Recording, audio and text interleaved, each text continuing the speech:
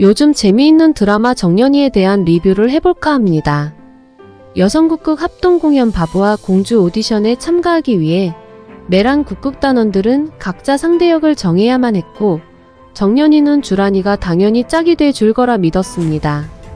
하지만 주란이는 자명고 공연 이후 정년이에 대한 생각이 달라졌었죠.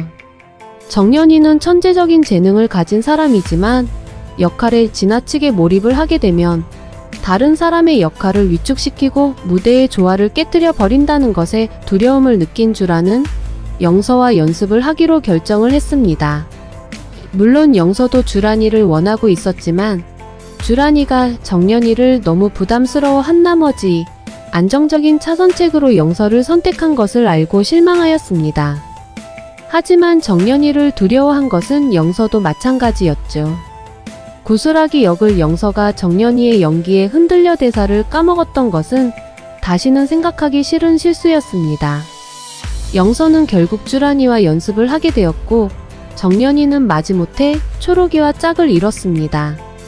정년이는 영서와 주란이 생각 때문에 연습에 집중을 할 수가 없었고 자신감이 떨어지고 있었는데 정년이의 가슴에 불을 지핀 사람이 있었죠. 해랑은 정년이를 영서와 비교하면서 영서보다 잘할 수 있는 방법을 알려주었는데 뒷산에 올라가 동굴벽을 보고 피를 토할 때까지 연습을 하면 득음을 할 수 있다고 구슬렸습니다. 메란국극 공연에서 늘 주인공을 맡은 해랑이 하는 말이 당연히 옳은 말일 것이라고 생각한 정년이는 그 길로 혼자만의 연습을 시작하였고 정년이의 모습을 본 소복은 과거 최공선의 모습이 그대로 떠올랐죠. 최공선이 소리를 그만두게 된 이유가 드러났는데 아버지가 죽고 난 후 최공선은 소리에만 의지하며 살았고 관객들의 기대치에 부응해야 한다는 부담감에 목을 혹사시켜버리고 말았습니다.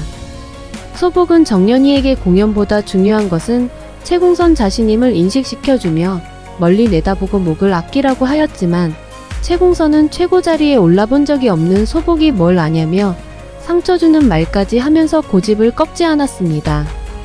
최공선은 결국 떡목이 되었고 꿈도 잃어버리고 자신을 위해 진심으로 충고를 해준 친구 소복도 잃어버린 셈이 되고 말았죠. 소복은 정년이가 최공선과 같은 길을 가면 안 된다는 불안함에 정년이를 붙들고 영서의 실력에 열등감을 느끼지 말고 정년이만의 장점을 살릴 수 있게 연습을 하라고 부탁을 하였습니다. 하지만 정년이는 최공선과 마찬가지로 고집을 꺾지 않았고 영서의 만류에도 동굴에서 연습을 계속하였습니다. 정년이는 목이 다 나간 채로 오디션장에 도착을 하였고 온몸에 열이 펄펄 끓는 상태에서도 오디션을 보겠다고 하였습니다. 초록이는 정년이에게 이상한 연습법을 알려준 해랑에게 화가 났고 문옥경도 이 사실을 알게 되었죠. 문옥경은 해랑이 후배들이 치고 올라오는 것을 싫어한다는 것을 알고 있었기 때문에 정년이를 망가뜨리기 위해 일부러 개입한 것에 분노를 했습니다. 해랑은 정년이가 자명고 오디션을 보지 못하도록 소품 창고문을 잠가버린 적도 있었죠. 갈수록 해랑의 방해가 심해지는 것에 문옥경은 큰 결단을 내리기로 마음을 먹게 될 것인데요. 이후 문옥경과 해랑은 등을 돌리는 계기가 됩니다. 정년은 동굴에서 연습한 대로 소리를 했고 어쩌면 마지막 무대가 될지도 모르는 정년이의 마음에 동화가 되어 초록이도 최고의 연기를 보여주었습니다. 정년이는 목이 망가져 소리가 제대로 나오지 않았지만 기적적으로 마지막 순간에 최고의 소리를 내었고 그동안 무리하게 독공을 한 탓에 결국 각혈을 하며 쓰러지고 말았습니다. 정년이의 목은 되돌릴 수 없는 지경에 이르고 말았고 최공선처럼 소리를 포기해야 할 위기에 처해졌죠.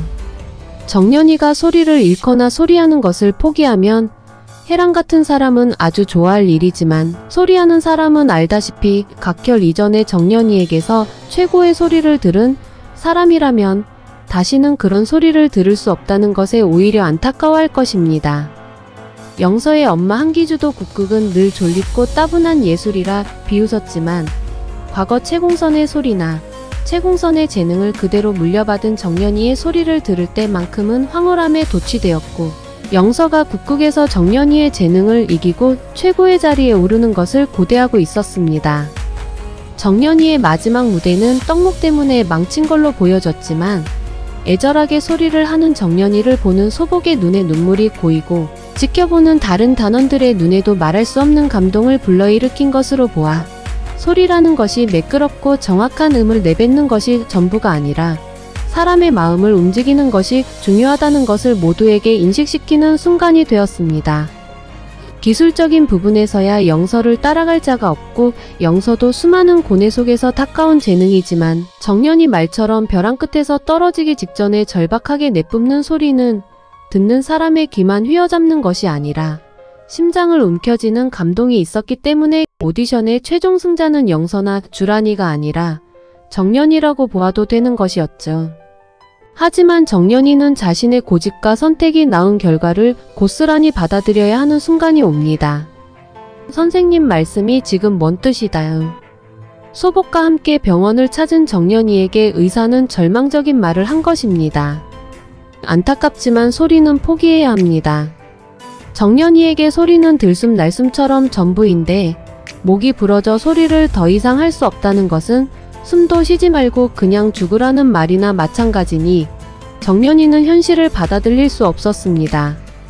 소리를 얻기 위해 동굴에 들어가 독공을 한 것처럼 정연이는 소리를 다시 찾기 위해 일반인은 상상할 수 없는 갖은 방법을 다 써보기로 하겠죠. 정연이의 무모한 노력을 보는 것이 소복은 너무 가슴이 아파왔고 정연이에게 소리를 하는 길이 한 가지만 있는 것이 아니라는 것을 알려줄 것입니다. 정연이는 지금 모든 것을 잃어서 다시는 무대에 설 수 없다는 초조함에 사로잡혀 있는데 소복은 정연이에게 다른 사람들과 비슷한 재능에서 최고가 되는 법이 아닌 다른 사람들이 가지지 못한 정연이만의 재능을 찾으면 된다고 조언을 해줄 것입니다. 그리고 채공선은 소리를 잃고 모든 것을 버리고 떠나버렸지만 소복은 정연이에게 항상 힘이 되어줄 것이라고 응원을 합니다. 소복은 채공선에게 연락을 하여 정연이를 데리고 가라고 부탁을 하게 되고 채공선은 자신과 마찬가지로 욕심을 부리다가 목을 잃은 정연이를 보니 화가 나지만 정연이가 왜 그렇게 할 수밖에 없었는지 잘 알고 그 길이 자신을 망가뜨리는 길임을 알지만 갈 수밖에 없었을 거라는 것을 채공선이 더 잘 알기에 결국 정연이의 마음을 위로하게 됩니다. 정연이가 없어도 메란 국극단은 공연을 잘 이어갈 수가 있었는데 바보와 공주아 역으로 영서와 주란이가 뽑히게 되면서 메란 국극단의 인기는 높아집니다. 문옥경과 서혜랑도 온달과 평강공주 역을 맡아 열연하게 되지만 이미 서로에게 신뢰가 무너진 이상 옥경은 메란에 남아있는 의미를 잃어버렸고 자신의 후계자로 키우려고 데리고 왔던 정연이가 목을 부러뜨려 버리자 국극에 대한 마지막 미련까지 접게 됩니다. 하지만 옥경이 메란에서 떠나는 것을 해랑이 가만두고 보지 않겠죠. 해랑이 후배 단원들의 성장을 막은 것도 옥경을 영원한 국극의 황태자로 남겨두고 싶은 욕심이 있었기 때문이고 자신도 마찬가지로 후배들과 세대교체되기 싫은 마음이 있었던 거죠. 정연이의 독공사주 이후 옥경과 해랑은 파국으로 치닫고 해랑의 최종 목표는 메란을 완전히 망가뜨리는 것이 됩니다. 한편 영서는 정연이가 소리를 잃었지만 자신은 더 큰 패배감에 휩싸이게 되는데 한기주는 영서에게 최고의 무대를 보여줬다며 기뻐하고 채공선의 딸 정연이를 이겨냈다며 자랑스러워하지만 영서는 한기주가 감탄한 진짜 배기 소리는 자기가 아니라 정연이가 낸 소리였다고 말합니다. 무엇을 잃을까봐 몸을 사리며 소리를 하는 자신에 비해 정연이는 앞뒤 가리지 않고 모든 것을 던져 소리를 하였고 그것이 결국 사람의 마음을 울렸다는 것이 크게 와닿은 것이었죠. 영서는 옥경처럼 정연이를 선의의 경쟁자로 생각하고 있었고 정연이가 떠난 뒤에야 그 빈자리를 크게 느끼게 됩니다. 하지만 영서와 정연이는 이대로 헤어지지는 않을 것인데 다친 목을 회복하고 돌아오는 정연이는 정과는 다른 성숙된 자세로 영서를 자극하게 됩니다. 내용에 공감하시면 구독과 좋아요를 눌러주세요.